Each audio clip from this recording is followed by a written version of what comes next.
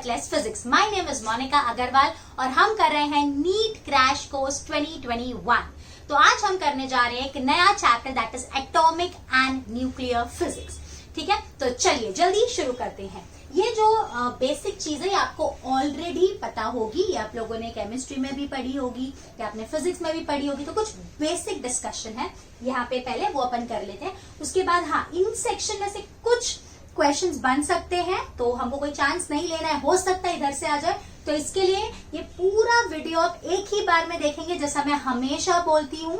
और जितने भी नोट्स मैं बना रही हूँ ये आप नोट डाउन कर लीजिए। इन केस अगर आपको ऐसा लगता है कि नोट्स बनाने का टाइम नहीं है, तो मैंने आपके लिए एक और चीज की है। आप प्ले स्टोर से एफर्टलेस फिजिक्स डाउनलोड कर लीजिए, वहां पे आपको इन पूरे चैप्टर्स का पीडीएफ मिल जाएगा, तो आप वहां से पढ़ सकते हैं। ठीक है, चलिए तो सबसे पहले हम करने जा रहे हैं रदरफोर्ड एक्सपेरिमेंट। इसका दूसरा नाम है अल्फा स्कैटरिंग। ठीक है, ये आपको पता ही होगा। इसमें हम क्या करते हैं, हम एक गोल्ड फॉइल के ऊपर हम लोग ने अल्फा पार्टिकल्स को बम्बार्ड किया है। मतलब हमने गोल्ड फॉइल ली, हमने गोल्ड फॉइल इसके लिए ली बिकॉज हम गोल्ड फॉइल को बहुत ही पतला कर सकते हैं। हम उसको इतना पतला कर सकते हैं कि उसमें से आर पार देख सकते हैं। तो ये रीजन की वजह से हमने गोल्ड फॉइल ली और हमने उसको अल्फा पार्टिकल्स उनके ऊपर हिट कराई।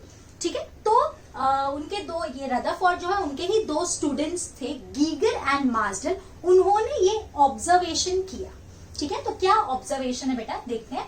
तो ये मैंने ड्रॉ किया है, दिस इज आवर एटम। ये एटम का हमारा न्यूक्लियस बहुत ही छोटा होता है।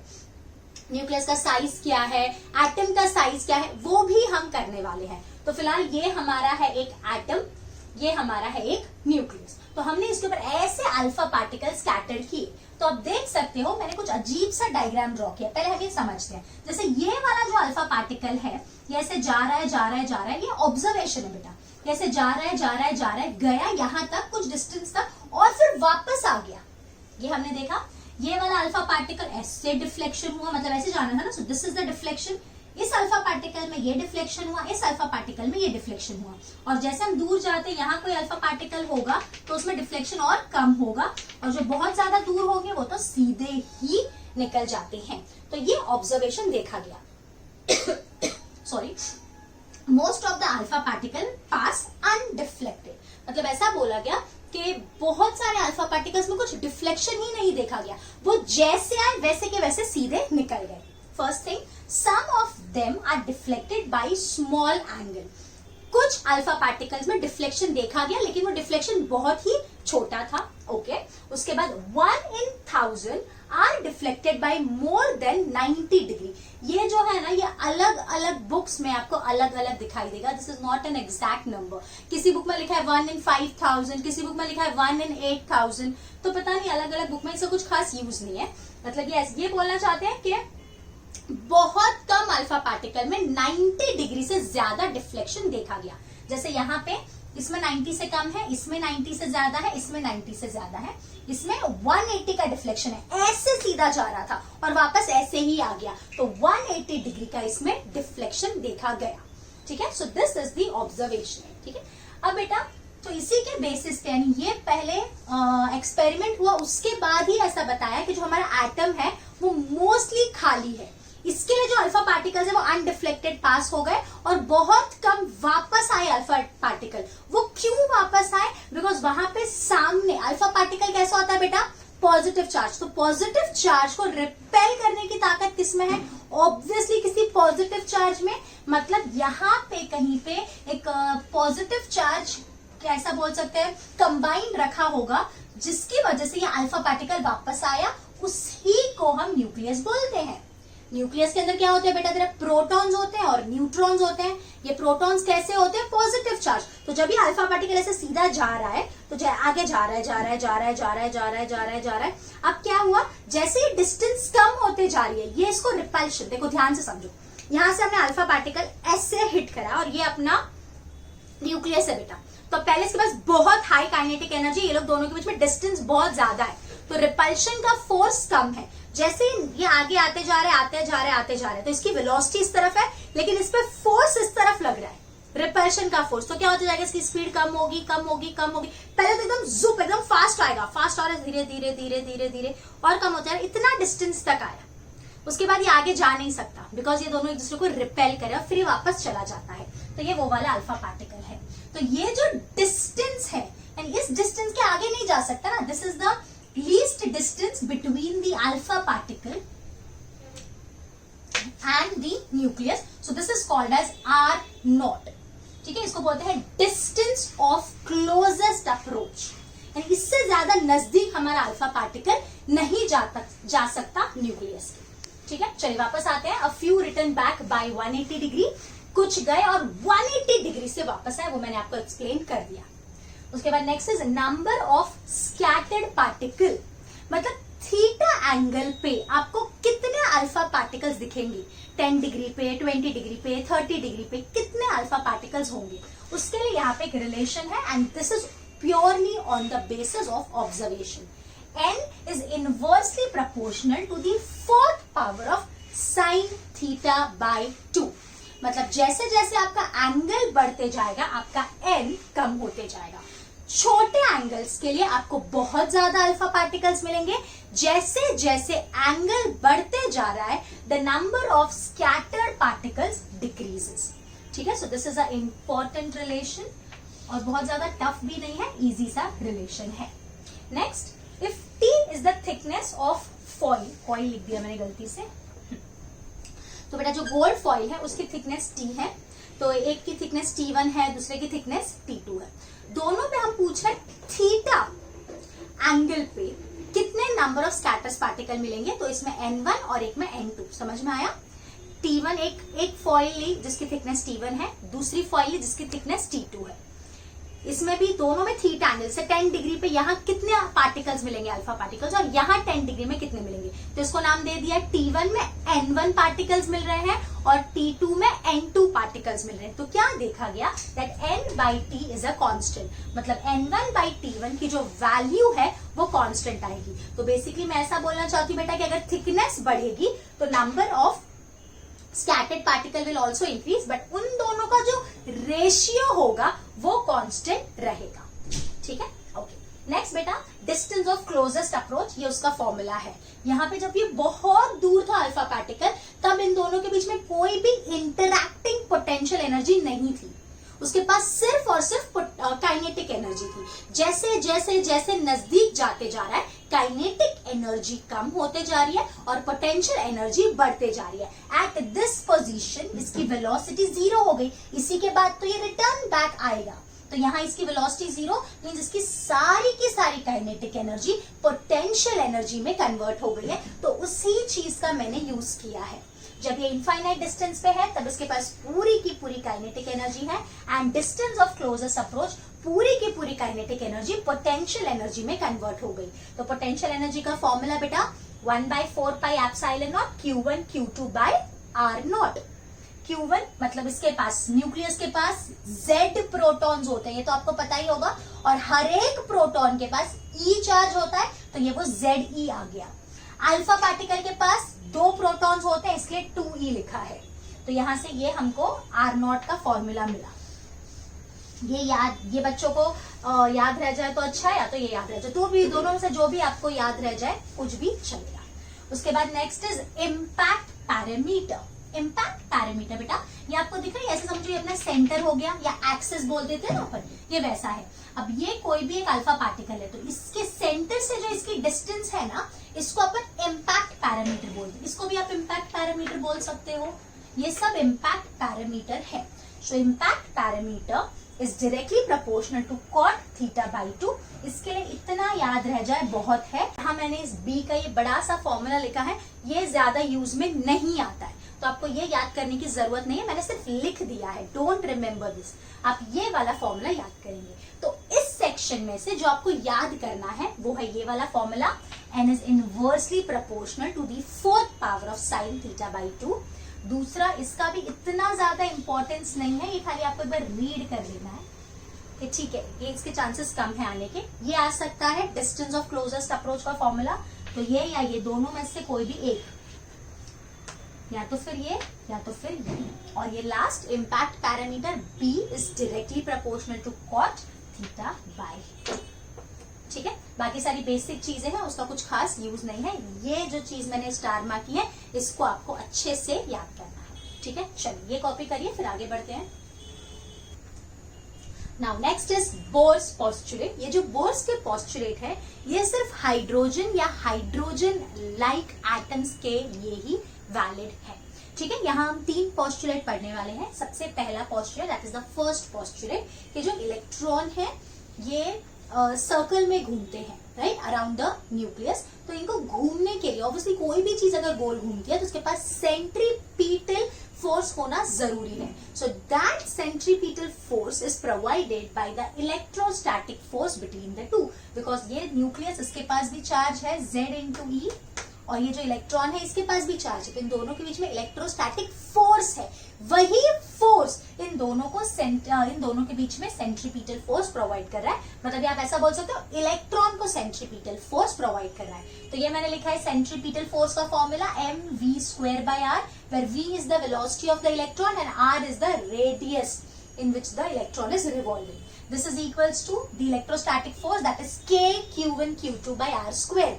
K is 1/4 pi epsilon naught। इसके पास चार्ज है ZE, इसके पास चार्ज है E और डिस्टेंस है r स्क्वायर, ठीक है। इसी को आप K भी बोल सकते हो, हाँ, यही आपका K है। Okay, next is second postulate. इन्होंने ऐसे बोला कि जो इलेक्ट्रॉन है ये कोई भी ऑर्बिट में नहीं घूमते, ये सिर्फ स्पेशल ऑर्बिट में घूमते हैं। तो उसकी स्पेशलिटी क्या होती है? The angular momentum should be an integral multiple of h/2π। अगर ये कंडीशन सेटिस्फाई होगी तो ही इलेक्ट्रॉन उस ऑर्बिट में घूमेगा।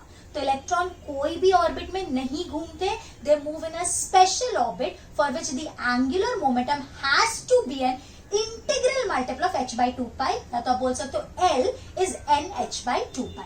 L को आप mvr भी लिख सकते हो। So mvr is nh/2π, ठीक है। एक्चुअल फॉर्मूला L का mvr sin थीटा है, बट थीटा यहाँ 90 डिग्री है। वेलोसिटी और रेडियस के बीच में एंगल कितना है बेटा? 90 डिग्री। तो इसलिए हो गया mvr is nh/2π। यहां से भी आपको एक रेडियस का फॉर्मूला मिलता है, r is nh/2π mv, ठीक है।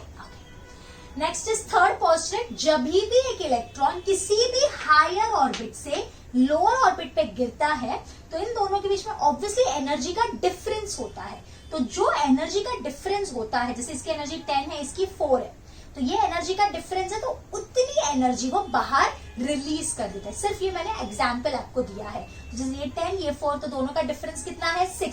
सो that energy it will release in the form of photon. So energy of the higher orbit minus energy of the lower orbit is released in the form of photon, where photon energy is h nu. So E higher minus E lower is h nu. Nu is nothing but c by lambda, so that's become hc/λ। ठीक है, बहुत ही easy चीज है ये सब। तो उसके बाद नेक्स्ट, ये जो इलेक्ट्रॉन गोल गोल घूम रहा है इसका रेडियस क्या होगा, इसकी वेलोसिटी क्या होगी, उसके ऊपर फॉर्मूला है। एक तो रेडियस का आपको यहाँ से फॉर्मूला मिल जाएगा, एक दूसरा यहाँ से मिल जाएगा, बट इसका खास यूज नहीं करते। यहाँ से वेलोसिटी का फॉर्मूला निकालते हैं, यहाँ से वेलोसिटी का फॉर्मूला निकालते हैं और दोनों को इक्वेट करते हैं और फिर आपको ये रेडियस का फॉर्मूला मिलता है। और रेडियस का फॉर्मूला है n²h²ε0/πm/ze²। मैं इस तरह से याद करती हूँ बेटा इसको, हेन स्क्वायर। मतलब देखो मैं आपको मेरे तरीका बताती हूँ, अगर आपको इससे याद रह जाए तो बहुत ही अच्छा है। h/ε0n यानी ये इन दोनों का स्क्वायर है, तो मैं इसको याद रखती हूँ हेन स्क्वायर। फिर मैं इसे याद रखती हूँ जो बीच वाला टर्म है उसका स्क्वायर नहीं करना है। तो ये हो गया h²ε0n², हेन का स्क्वायर अपॉन पैम z। ये पाई ये m, पैम मैं इसको याद रखती हूँ, और ये z/E। तो ये हो गया h²ε0n² by pi m z/E। तो इसको कैसे याद रखेंगे? हेन स्क्वायर बाय पैम z। तो पाई m z/E। अगर आपको याद रह जाता है तो अच्छा है, वरना आपको नॉर्मल याद करना है तो आपकी मर्जी। उसके बाद दूसरा बेटा, ये बाकी जो टर्म है जैसे h²ε0 पाई m e², इन सबको पुट करके हमको आता है 0.53 एंगस्ट्रॉम। तो इसकी रेडियस इन nth ऑर्बिट का फॉर्मूला हो गया 0.53 n²/z। अगर आप फर्स्ट ऑर्बिट में हो तो n की जगह 1 डाल देना, सेकेंड ऑर्बिट में तो n की जगह 2, थर्ड ऑर्बिट में n की जगह 3 और z आपको पता है क्या है, वो कौन सा हाइड्रोजन एटम है, हाइड्रोजन लाइक एटम है, उस पर डिपेंड करता है। या तो वैसा बोल सकते हो radius is directly proportional to n square by z। Next velocity या स्पीड ऑफ इलेक्ट्रॉन, इसको याद करना है, इसका फॉर्मूला है ze square by 2h epsilon naught n। इसको मैं याद करती हूं, velocity in nth orbit is z by 2n, z by 2n। ठीक है, तो ये इस तरह याद करने का तरीका, तो c by 137 into z by n। इस c बाई 137 की वैल्यू आती है 2.2 into 10⁶ z by n। So velocity is directly proportional to z by n। ये दोनों इंपॉर्टेंट रिलेशन है। Radius is directly proportional to n square by z and velocity is directly proportional to z by n. Radius is directly proportional to n square by z and velocity is directly proportional to z by n. ठीक है, तो ये दोनों relation याद होने चाहिए, ये सारे फॉर्मूलाज भी याद होने चाहिए, रेडियस और वेलोसिटी के फॉर्मूला याद होने चाहिए, रिलेशन भी फॉर्मूला भी। ठीक है, चलो इतना कॉपी करिए। ओके बेटा, तो जैसे अपने वेलोसिटी और रेडियस का रिलेशन देखा z और n के साथ क्या है, उसी तरह से अलग अलग फिजिकल क्वांटिटीज का क्या रिलेशन है z और n के साथ, वो मैं आपको बताने वाली हूँ। सिर्फ मैं आपको रिलेशन नहीं बताने वाली है, आए कैसे, कि इन केस अगर आप भूल गए तो आप वहां डिराइव कर सकते हैं। चलिए देखिए बेटा, तो पहला है angular speed, that is omega, omega v by r होता है। तो अब सबसे पहले याद करिए वेलोसिटी का क्या रिलेशन था, z बाय n, और r का क्या था, n स्क्वायर बाय z। तो मैंने वही लिखा, वेलोसिटी का z बाय n और रेडियस का n स्क्वायर बाय z। तो ये z ऊपर गया बेटा, तो ये हो गया z स्क्वायर और ये हो गया n cube. So omega is directly proportional to z square by n cube. Next is frequency, उसका सिंबल f है, न्यू है, n है, जो आप लिखना चाहो। ओमेगा और f का डायरेक्ट रिलेशन है बेटा, तो जो ओमेगा का z और n के साथ रिलेशन है वही फ्रीक्वेंसी का z और n के साथ रिलेशन आएगा। So frequency is directly proportional to z square by n cube. Now next is time, एक पूरा सर्कल करने के लिए इसको कितना टाइम लगता है, उसका फॉर्मूला होता है 2 पाई बाय ओमेगा। तो जो ओमेगा का रिलेशन है उसका inverse, so t is inversely proportional to omega, so t is directly proportional to n cube by z square। ठीक है, next angular momentum L, L is mvr या तो फिर nh by 2 पाई। आप v और r की वैल्यू लिखोगे तो भी यही रिलेशन आएगा, बट उतना लिखना क्यों है, चाहिए तो देख लो v के साथ क्या रिलेशन है, v का z by n होता है और r का क्या होता है बेटा n स्क्वायर बाई z। तो क्या हो जाएगा, एक n एक z और z कटेगा तो यही आएगा ना, L is directly proportional to n। उसके बाद next is magnetic moment. Magnetic moment का ये फॉर्मूला है m by l is e that is charge upon 2m। ये आप लोगों ने गायरोमैग्नेटिक रेशियो के नाम से भी पढ़ा होगा बेटा, m by l that is magnetic moment upon angular momentum is e by 2m। तो मैंने l को वो साइड ले लिया, तो m is le by 2m, le le by 2m, l is directly proportional to n, so m is also directly proportional to n। अब इसमें एक टर्म है बेटा bore magneton. Bore magneton first orbit की बात करते हैं, मतलब बेटा सुनना ध्यान से। अब l की जगह अगर मैं पुट कर दूं nh by 2 पाई, तो ये क्या हो जाएगा, nhe by 4 पाई m। ये हो गया हमारा फॉर्मूला बेटा। अब n की जगह आप 1 डाल दो, तो ये क्या हो जाएगा, ही बाई 4 पाई m। इसी को हम बोर मैग्नेटॉन बोलते हैं और बच्चों को ये पता नहीं होता, जिसकी वजह से उनके 4 मार्क्स चले जाते हैं, बट अभी आपको ये पता है तो आप ये याद रखेंगे। ठीक है, उसके बाद next current. Current is charge upon time या चार्ज इनटू फ्रीक्वेंसी। न्यू नहीं लिखना चाहिए, मैंने f लिखा है तो f ही लिख देते हैं।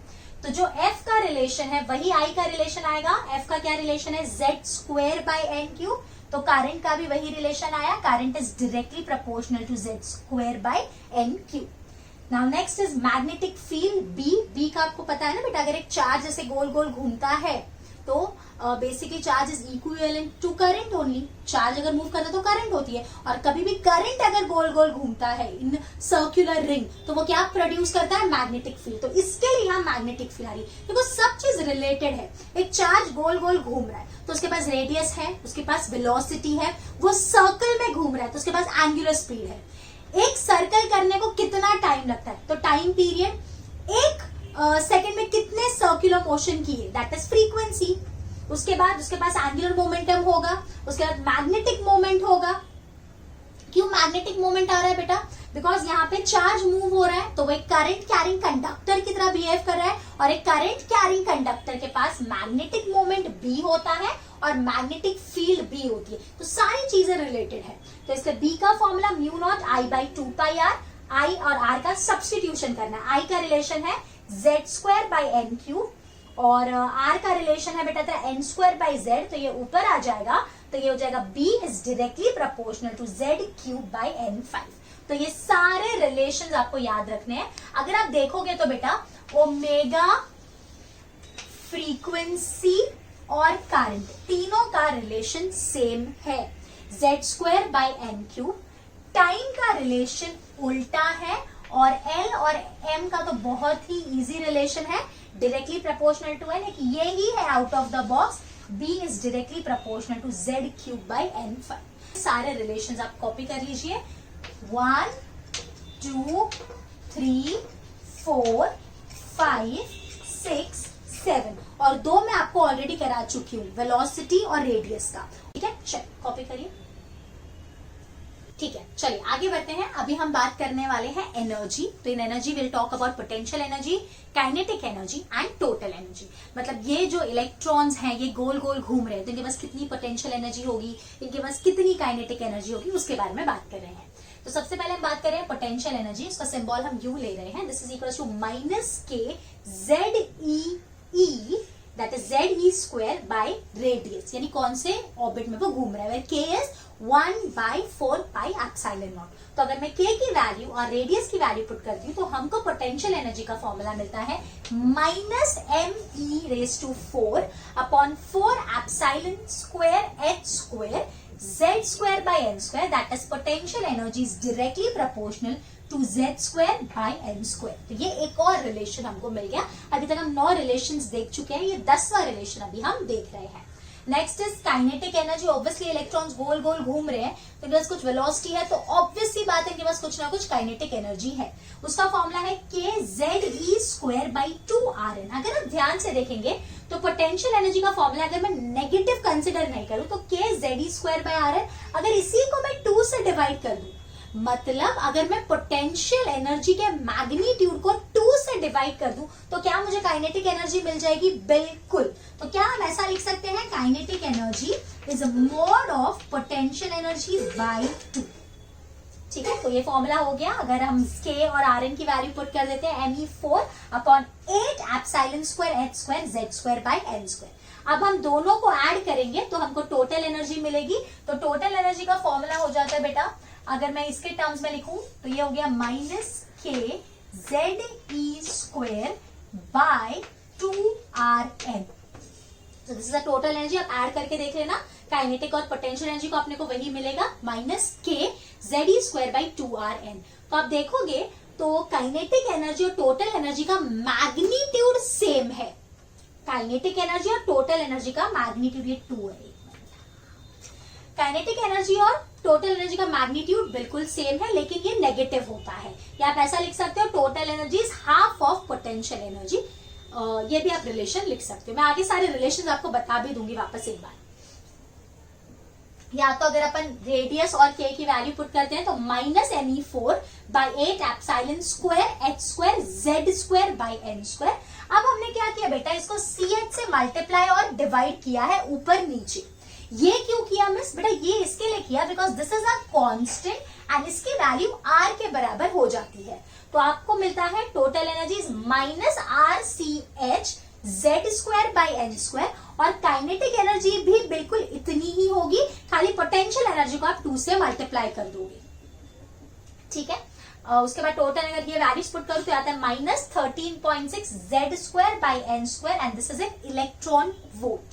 वहां पे यही me4 की वैल्यू हमने यहाँ लिखी है। So this Rydberg constant is me4 8ε² CH3। This is 1.09 × 10⁻⁷ पर मीटर, ये इसका यूनिट है, बच्चे इसका यूनिट भी भूल जाते हैं, दिस इज पर मीटर, ठीक है। तो ये सारी चीजें बहुत इंपॉर्टेंट है, इसके रिलेशंस भी इंपॉर्टेंट है, ये आपको याद रखने हैं, ठीक है। तो आपको पूरे फॉर्मूला 3 चीज का याद रखने हैं, एक रेडियस का, एक वेलोसिटी का और एक एनर्जीज का, और एनर्जीज के बीच में भी रिलेशन है। आप देखोगे तो यहाँ पे 4 है, यहाँ 8 है और यहाँ 8 है, तो ये दोनों तो बिल्कुल सेम है। यहाँ खाली आप इसको 2 से मल्टीप्लाई करोगे तो ये आ जाएगा, मैं रिलेशन आगे बता दूंगी, ठीक है। चलो कॉपी करिए। मूविंग अहेड, जैसे बेटा मैंने आपको इसके पहले वाले सेक्शन में बताया, potential energy, kinetic energy and total energy. तो अभी हम टोटल एनर्जी की ही बात कर रहे हैं। अगर हम डिफरेंट ऑर्बिट्स में हैं तो आपको पता है ये जो एनर्जी है ये अलग अलग होगी। तो फिलहाल हम फर्स्ट ऑर्बिट में है तो हमारी एनर्जी कितनी होगी, it is -13.6 Z² electron volt. अगर हम सेकेंड ऑर्बिट में है तो ये हो जाएगी -13.6 Z² by n², तो n की जगह आप 2 डालोगे तो ये हो जाएगा -13.6 Z² by 4, तो ये आता है -3.4 Z² इलेक्ट्रॉन वोल्ट।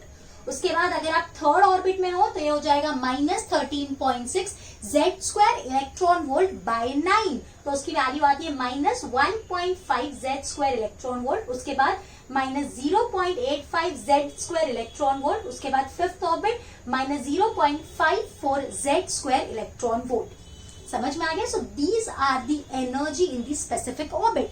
अगर हम हाइड्रोजन की बात करेंगे तो हाइड्रोजन में Z की वैल्यू 1 हो जाएगी, तो ये एनर्जी हो जाएगी -13.6, this is -3.4, this is -1.5, this is -0.85 and -0.54, ठीक है। ये हो गई टोटल एनर्जी।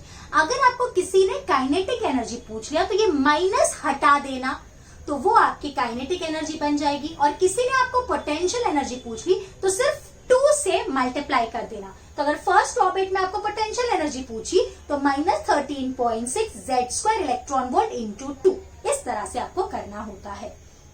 समझ में आया? ओके।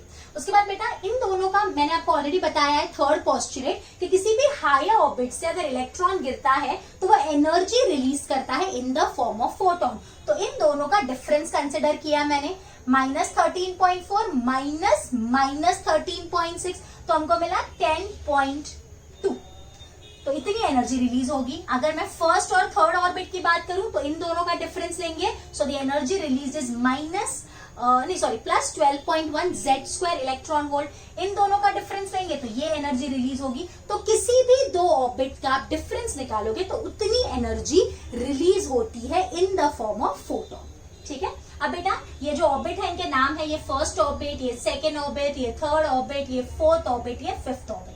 अगर इसी को हम एक्साइटेड स्टेट के टर्म्स में बोले तो नाम में थोड़ा सा फर्क आ जाता है। इसको अपन ग्राउंड स्टेट बोलते हैं, इसको अपन first excited state, this is second excited state, third excited state, fourth excited state. तो क्वेश्चन में वो लोग ने एक्साइटेड स्टेट बोला है या ऑर्बिट बोला है, ध्यान रखेंगे। अगर वो लोग ने बोला है first excited, so that is second orbit. Second excited means that is third orbit. Third excited means it is fourth orbit. Fourth excited means it is fifth orbit. इस तरह से ये होता है, तो थोड़ा सा ध्यान देके करेंगे, ठीक है। अब बेसिकली यहाँ पे इस इलेक्ट्रॉन को इतनी एनर्जी से उस न्यूक्लियस ने होल्ड करके रखा है। अगर आप उतनी ही पॉजिटिव एनर्जी दोगे तो ये इलेक्ट्रॉन जो यहाँ पे है वो फ्री हो जाएगा। इसी एनर्जी को हम बोलते हैं बाइंडिंग एनर्जी या तो फिर ionisation energy. What do you mean by binding energy या आयोनाइजेशन एनर्जी? ध्यान से सुनो बेटा, ये इलेक्ट्रॉन जो इस ऑर्बिट में है उसके पास इतनी एनर्जी से न्यूक्लियस ने उसको होल्ड किया है। अगर आप उतनी ही पॉजिटिव एनर्जी दोगे तो वो फ्री हो जाएगा। अगर कोई इलेक्ट्रॉन यहाँ पे है, आपको इसको फ्री करना है, तो इसके पास कितनी एनर्जी है? -3.4 Z² इलेक्ट्रॉन वोल्ट। तो आपको उतनी ही मिनिमम उतनी ही पॉजिटिव एनर्जी देनी पड़ेगी। उससे ज्यादा दोगे तो भी चलेगा, लेकिन मिनिमम आपको उतनी ही एनर्जी देनी चाहिए। तो जो मिनिमम एनर्जी आपको देनी पड़ेगी किसी भी इलेक्ट्रॉन को उसके ऑर्बिट से निकालने के लिए, उस ही एनर्जी को हम बाइंडिंग एनर्जी बोलते हैं या आयोनाइजेशन एनर्जी बोलते हैं। तो इसको आपको कहां से, यहां से निकाल के कहां फेंकना है? इन्फिनिटी पे। तो इसके लिए ऐसा लिखा जाता है ionisation energy finally that is the energy in the infinite orbit. Infinite orbit में ऑब्वियसली एनर्जी 0 होती है।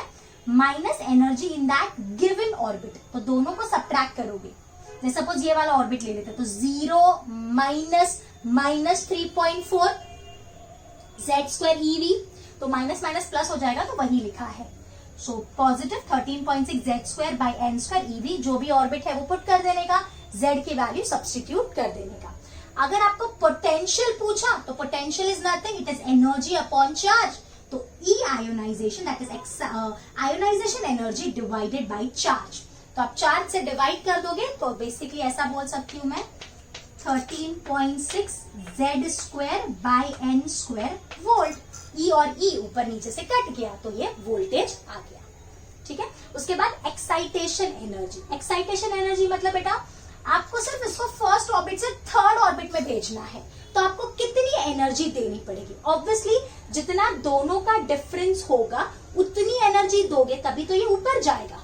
फिर यहाँ पे ये बहुत कम टाइम के लिए, लगभग 10⁻⁸ सेकेंड्स के लिए रहता है और फिर वापस नीचे आ जाता है। समझ में आ रहा है क्या हो रहा है? अगर देखो, अगर इस इलेक्ट्रॉन को अपन ने पॉजिटिव 13.6 इलेक्ट्रॉन वोल्ट एनर्जी दी, हम हाइड्रोजन की बात करें तो वहां पे Z तो तेरा 1 हो जाएगा, तो माइनस 13.6 इलेक्ट्रॉन वोल्ट अपन ने दी, तो ये पूरी तरह से ये इलेक्ट्रॉन जो गोल गोल घूम रहा था न्यूक्लियस के आजू बाजू वो फ्री हो जाएगा, and that is called as ionisation. लेकिन अगर आपने उसको बेटा 12.1 इलेक्ट्रॉन वोल्ट एनर्जी दी तो वो यहां से सिर्फ यहां तक जाएगा, यहाँ पे कुछ सेकेंड्स के लिए रहेगा और फिर वापस नीचे आएगा। अब वो नीचे जरूरी नहीं है डायरेक्ट आ जाए, हो सकता है घूम घाम के यहाँ से यहाँ जाएगा, फिर यहाँ से यहाँ आएगा, उसकी मर्जी यार, वो कैसे भी आ सकता है। तो वही एनर्जी को बोलते हैं हम एक्साइटेशन एनर्जी। सो एक्साइटेशन एनर्जी और आयोनाइजेशन एनर्जी में डिफरेंस है। आयोनाइजेशन एनर्जी मतलब उसको पूरी तरह से फ्री करना, एक्साइटेशन मतलब थोड़ा ऊपर तक भेजना, बस वापस फिर वो नीचे आ जाएगा। तो excitation energy is final energy minus initial energy, या तो फिर potential of excitation is equals to energy of excitation divided by E. अब वो ई फाइनल मतलब कौन से ऑर्बिट में भेजना है और कहां से भेजना है, सेकेंड से थर्ड भेजना है, थर्ड से फोर्थ भेजना है, फर्स्ट से फोर्थ भेजना है, उस तरह से लिखना है। उसके बाद ये मैंने आपको बताया था कि मैं रिलेशन आपको बोलूंगी बेटा, तो मैंने आपको बोला already, binding energy is a negative of total energy. ठीक है, अभी मैं आपको एक और इंपॉर्टेंट चीज बताने जा रही हूँ। पोटेंशियल एनर्जी और टोटल एनर्जी नेगेटिव होती है और काइनेटिक एनर्जी और बाइंडिंग एनर्जी पॉजिटिव होती है। पहले कौन नेगेटिव होता है कौन पॉजिटिव होता है वो देख लेते हैं। तो kinetic energy and binding energy are positive and potential energy and total energy are negative. पहले ये चीज क्लियर हो गई, दिमाग में बैठा लो दिमाग में। दूसरी चीज, kinetic energy, total energy, binding energy का मैग्नीट्यूड सेम होता है, लेकिन जो पोटेंशियल एनर्जी होती है दैट इज ट्वाइस, यानी ये लिखने से अच्छा मैं इसको इधर ही लिख लेती हूँ, 2 टाइम्स ऑफ पोटेंशियल एनर्जी। समझा? Kinetic energy, total energy, binding energy तीनों का मैग्नीट्यूड बराबर होता है। सॉरी, ट्वाइस नहीं, इट इज PE by 2 आएगा, and this is half of potential energy by 2। तो kinetic energy, total energy, binding energy तीनों बराबर है और ये तीनों पोटेंशियल एनर्जी के हाफ होते हैं। या आप ऐसा बोल सकते हो, potential energy is twice of kinetic energy, potential energy is twice of total energy and potential energy is twice of binding energy, but this is under magnitude. और पॉजिटिव और नेगेटिव वो मैं आपको ऑलरेडी बता चुकी हूँ, तो दोनों चीज को मिक्स मत करना। पोटेंशियल हमेशा नेगेटिव, टोटल हमेशा नेगेटिव, काइनेटिक हमेशा पॉजिटिव, बाइंडिंग हमेशा positive. Magnitude wise potential energy is twice of kinetic energy, total energy या binding energy. Since kinetic energy, total energy and binding energy are equal in magnitude, तो आपको कोई भी एक अगर निकालनी है, यानी कोई भी एक आपको मिल गई तो आप बाकी की सारी निकाल सकते हैं। आपको काइनेटिक मिल गई तो आप टोटल निकाल सकते हैं, आप बाइंडिंग निकाल सकते हैं, आप पोटेंशियल एनर्जी निकाल सकते हैं। This section is really important और इसी सेक्शन में बच्चों से सबसे ज्यादा मिस्टेक्स होती है। तो पहले आप लोगों ने जो भी मैंने चीज बताई है थोड़ा ध्यान से समझ लेंगे, ध्यान से लिख लेंगे और इसके ऊपर कुछ सम्स की प्रैक्टिस जरूर कर लेना। अगर आप लोग चाहते हैं कि मैं आप लोग को कुछ सम्स कराऊं तो प्लीज आप लोग मुझे कमेंट्स में बताइए कि मैं आप लोग को कौन से चैप्टर के ऊपर सम्स कराऊं, तो मैं उस चैप्टर के ऊपर सम्स भी जरूर आपको कराऊंगी ताकि आपको आइडिया आ सके कि कैसे सम्स एग्जाम में पूछे जा सकते हैं। So if you want me to do the sums please let me know, ठीक है। तब तक ये कॉपी करिए। Now moving ahead, next is transition of electron। ये ऑलरेडी मैं आपको बता चुकी हूँ बेटा, बट अब इसके बाद थोड़े और फॉर्मूलाज देखते हैं। जब भी कोई इलेक्ट्रॉन किसी हायर ऑर्बिट से लो ऑर्बिट पे जंप करता है तो वो क्या करता है, it releases the energy in the form of photon and that photon energy is equal to the difference in the energy. जैसे इसकी एनर्जी E2 है, इसकी एनर्जी E1 है, तो इन दोनों का डिफरेंस कितना होगा बेटा, E2 minus E1, and this is equal to the photon released which is h nu। तो वही लिखा h nu is E2 minus E1।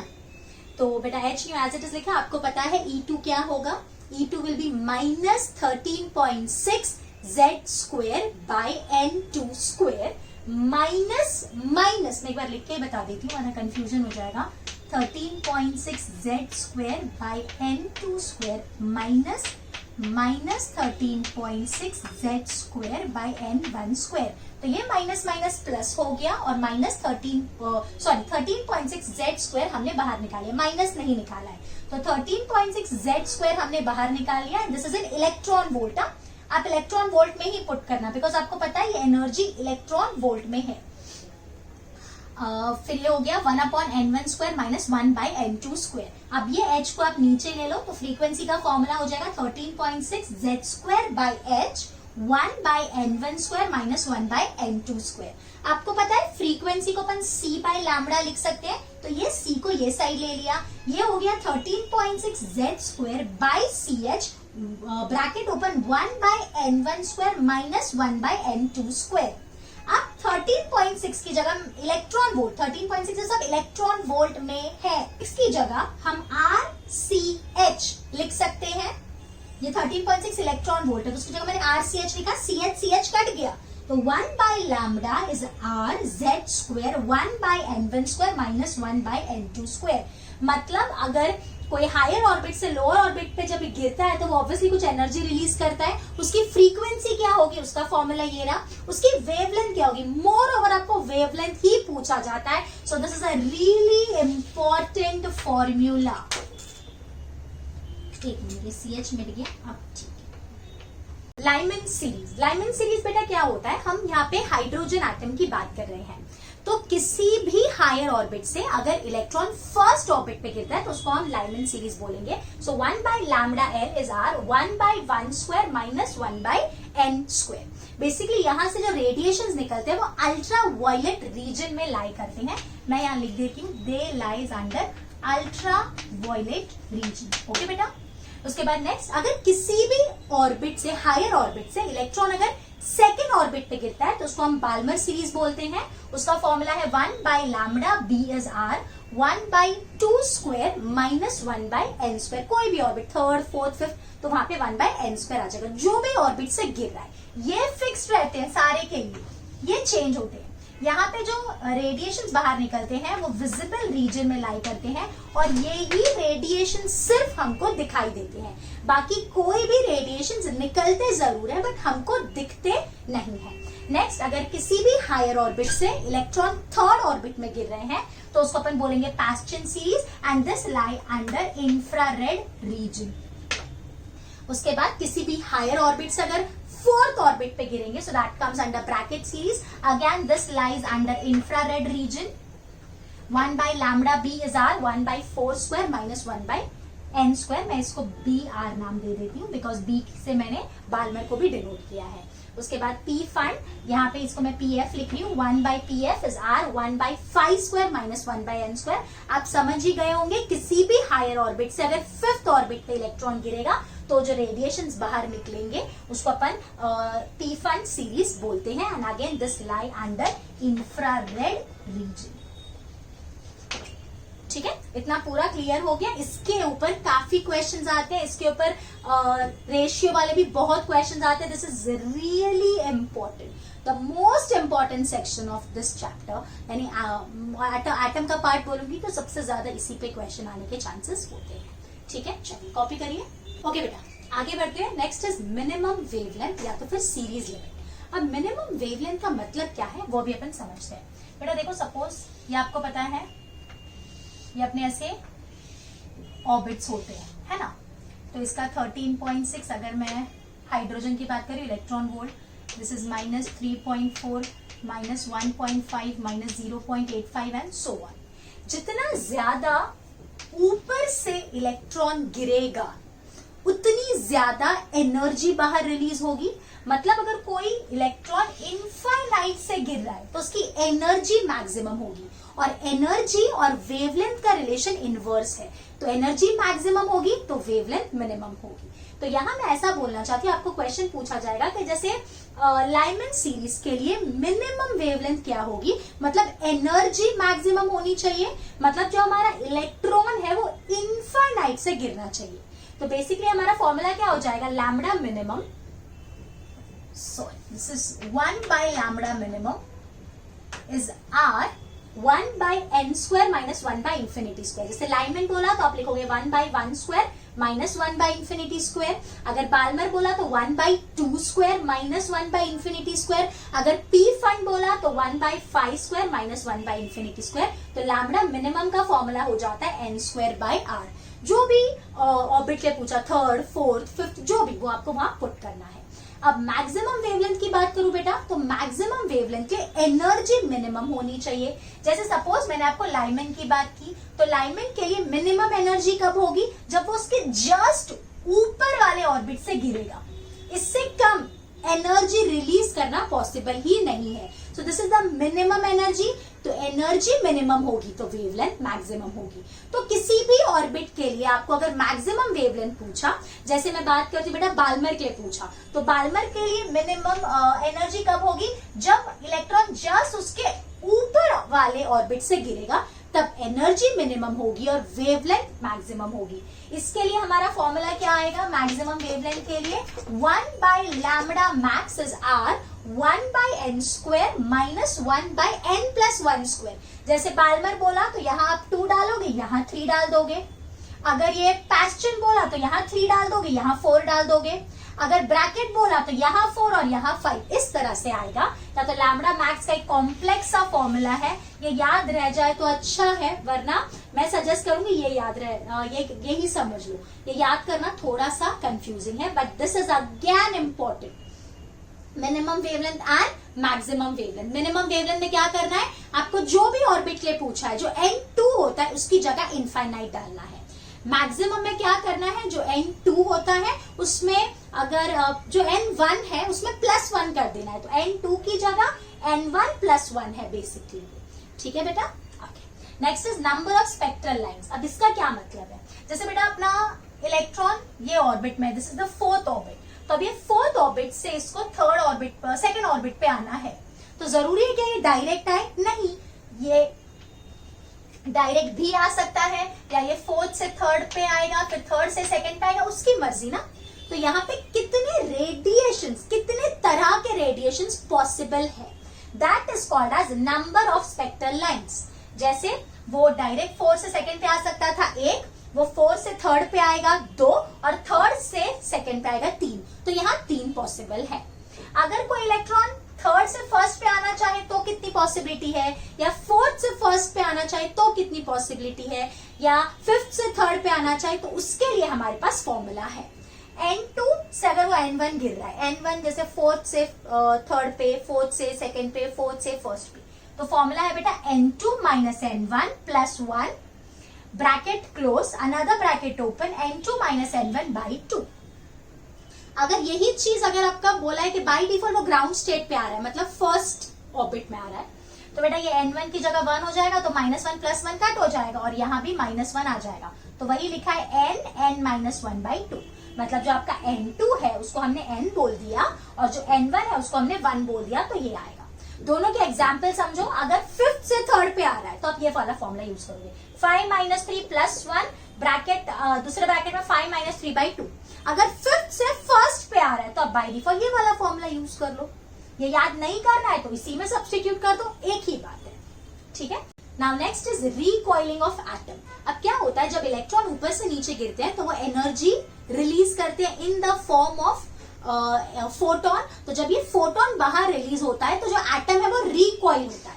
So recoil momentum of atom is equal to momentum of photon. तो photon का momentum का formula आपको पता है h by lambda, लेकिन 1 बाई लैम्बडा क्या होता है बेटा तेरा R Z square 1 by n1 square minus 1 by n2 square. So this is the recoil momentum of an atom which is equal to momentum of photon and which is equal to h r z square 1 by n1 square minus 1 by n2 square. So here we have finished with the first part of the chapter. Second part जो है nucleus, उसके ऊपर मैं एक दूसरा video बनाने वाली हूँ, दैट इज पार्ट 2।